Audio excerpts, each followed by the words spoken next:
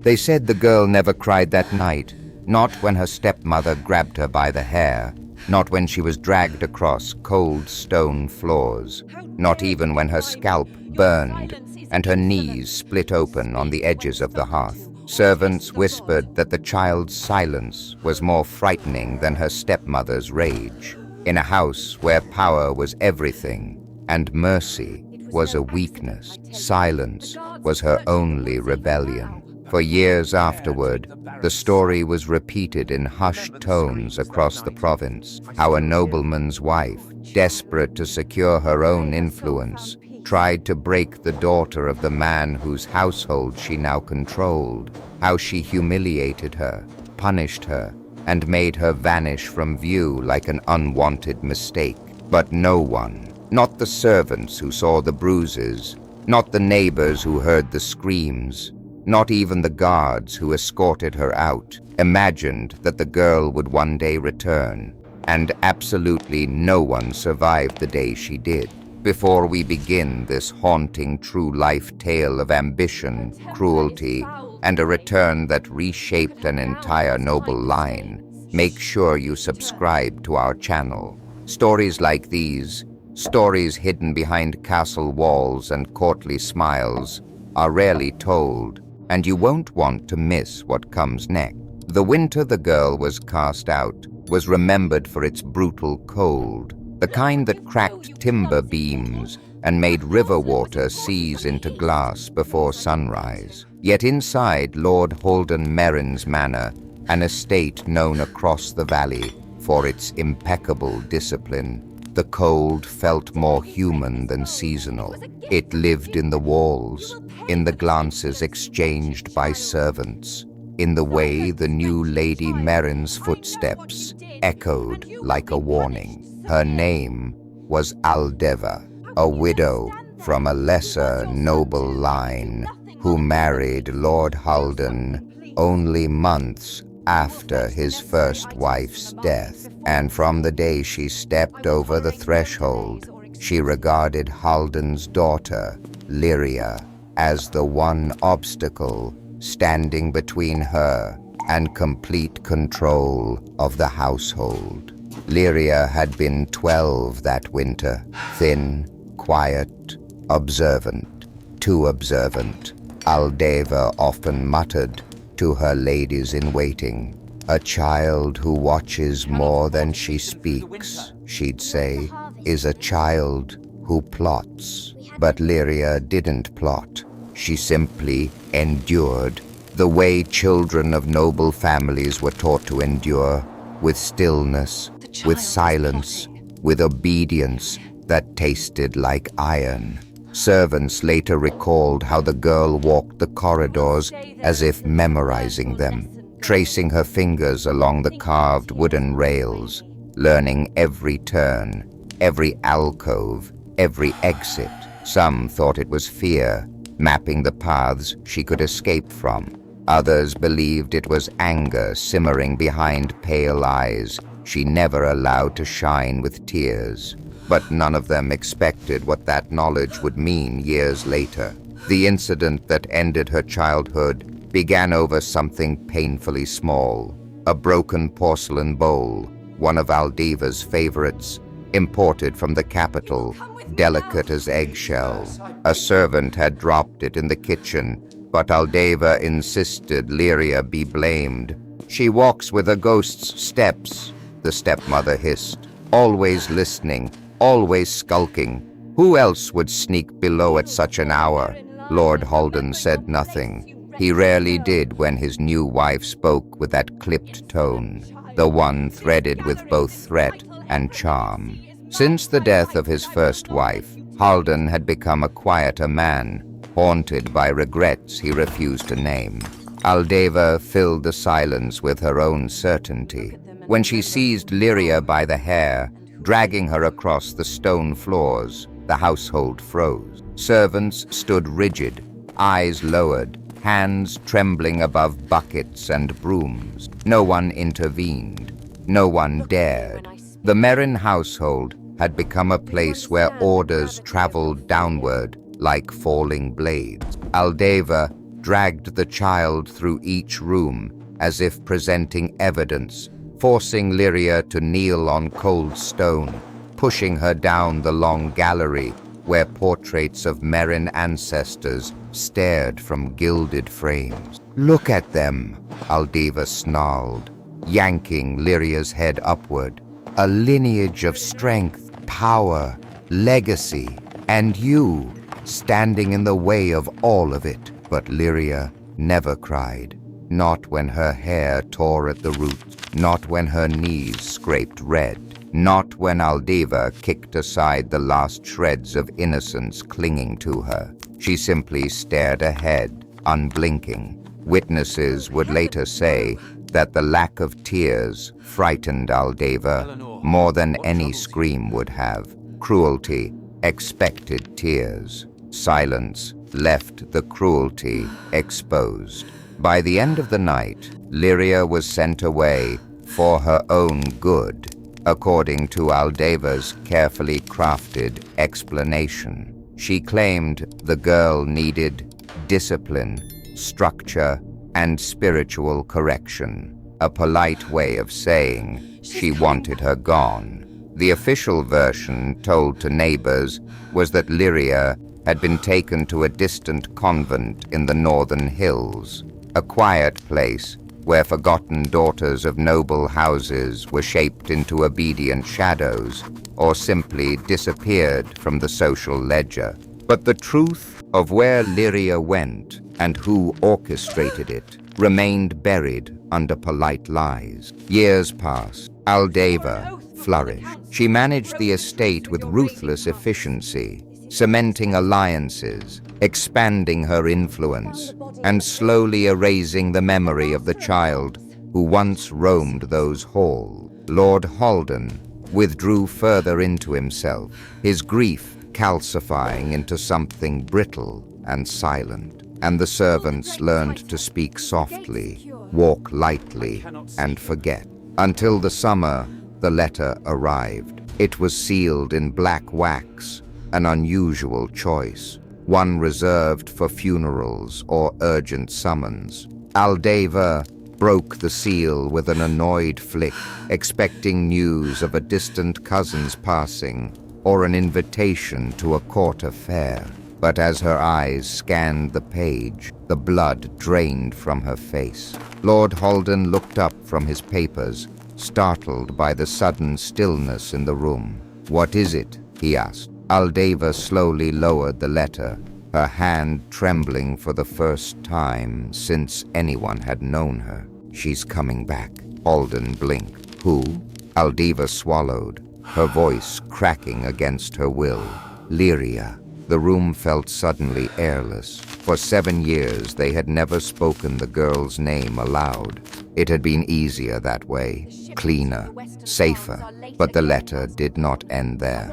Under the announcement of her return was a second line, written in Lyria's unmistakably steady handwriting. "I know what happened, and I am not coming alone." The ink looked almost fresh, as if deliberately meant to bleed into their thoughts. Aldeva let the letter slip from her fingers. That night, for the first time since she had entered the Merrin household, the servants heard fear in her voice, and Lyria had not even arrived yet. The letter became the quiet center of panic in the Merrin household. Aldeva hid it among her private correspondences, but word slipped through cracks. Servants overheard enough to guess, and whispers spread like frost across the estate. By the next morning, everyone moved with a kind of tense caution, as if expecting Lyria to appear in the doorway at any moment, thin and silent as the night she was taken. Lord Halden, though outwardly calm, wore the letter's weight heavily. His guilt had ripened over the years, fermented into something that sank into his posture. He had loved his daughter once. The memory of her small hand wrapped around his finger had not dimmed, but grief had made him weak, and Aldeva had filled the empty spaces with a force he had mistaken for stability. He never questioned her decisions, never asked why Lyria had to be sent away, never pressed for details about the convent or the journey north. He told himself he had done what was necessary. But now, with a single line of handwriting, that comfortable lie had shattered. Aldeva, however, reacted with calculation rather than remorse. Within an hour of reading the letter, she had summoned her steward, her guards, and her personal physician. She spoke quickly, eyes sharp, as she issued new rules for security. The gates were to be locked at sundown. No visitors allowed without her explicit approval. Guards were posted at the perimeter. Even the kitchens were instructed to question any messenger or trader arriving from the northern provinces. But for all her commands, Aldeva was not preparing for an unknown threat. She was preparing for a girl she believed she had already broken. 2 days later, a rider arrived at the estate. His horse was exhausted, foam at its mouth, hooves trembling. He carried no crest, no formal introduction, only a message delivered in breathless gasps. He had seen Lyria, not at a convent, not escorted by nuns, not draped in repentance. He had seen her traveling south along the old imperial road, accompanied by 2 men, strangers, silent, each carrying a small leather satchel, worn like it had been used for years. The rider could not say who they were, but he recalled Lyria's appearance clearly, taller than before, dressed in plain but well-kept traveling clothes, her hair braided back, her expression calm, too calm for a girl returning to the estate where she had been humiliated and cast aside. Aldeva dismissed the rider with payment and a command to forget what he had seen. But when she turned back toward the manor, her composure fractured. In the privacy of her chambers, she paced, hands trembling despite her attempts at control. 2 men, she whispered to herself. Who would she bring? Who did she speak to all those years? The question struck deeper than she wanted to admit. If Lyria had found sympathy, or worse, allies, Aldeva's position could crumble. Her marriage, her authority, the alliances she had built, all of it depended on the assumption that Lyria was powerless, isolated, forgotten. By the 3rd day, Lyria was less than 20 miles away. The servants sensed the shift. Some felt fear, others felt vindication. A few, those who remembered Lyria's quiet kindness, dared to feel hope. But no one spoke openly, not under Aldeva's watchful gaze. Halden spent the day in the old solar, staring at a miniature portrait of Lyria painted when she was 8, smiling, holding a blue velvet ribbon her late mother had adored. He touched the gold frame with a trembling hand. "Where did you go?" he whispered. "And what did we do to you?" At dusk, rain moved in from the western hills, darkening the sky and rattling the shutters. It was near midnight when the bell at the gate clanged sharply, cutting through the storm. A guard rushed inside. "My lady," he said breathlessly, "someone is at the gate." Aldeva's stomach clenched. "Is it her?" "No," the guard said. It's a messenger. He refuses to leave until he speaks with Lord Halden." The messenger was soaked from the rain, but his expression was steady, unafraid. Halden descended the stairs with the heavy steps of a man bracing himself for the past. Aldeva followed, maintaining a mask of polite curiosity. The messenger bowed and reached into his cloak. From Lyria Merrin, Halden's breath stalled. Aldeva's fingers twitched. The messenger handed over a sealed letter, but Halden hesitated before opening it. The seal bore no crest, only a single symbol carved into the wax with deliberate pressure. A small circle, encircling a single line. It was unfamiliar to Halden, but Aldeva knew it instantly. The symbol belonged to a northern legal faction, one known for exposing noble abuses, especially those involving heirs wrongfully displaced or harmed. They were meticulous, relentless, and feared by families who had something to hide. Aldeva felt the blood drain from her face. Halden tore the seal and unfolded the letter. Inside, Lyria's handwriting was calm and perfectly steady. "Father, I will reach our home by dawn. I am returning with truth and with witnesses who saw what was done. Prepare yourself. Some things will not survive the morning." The letter slipped from Halden's hand. Aldeva steadied herself on the stair railing, her composure cracking at the edges. The messenger bowed again, but before leaving, he spoke one final sentence, soft, almost apologetic. "My lord, my lady, the men traveling with her, they are not guards, they are magistrates." And with that single revelation, the entire future of the Merrin household shifted like earth before a landslide.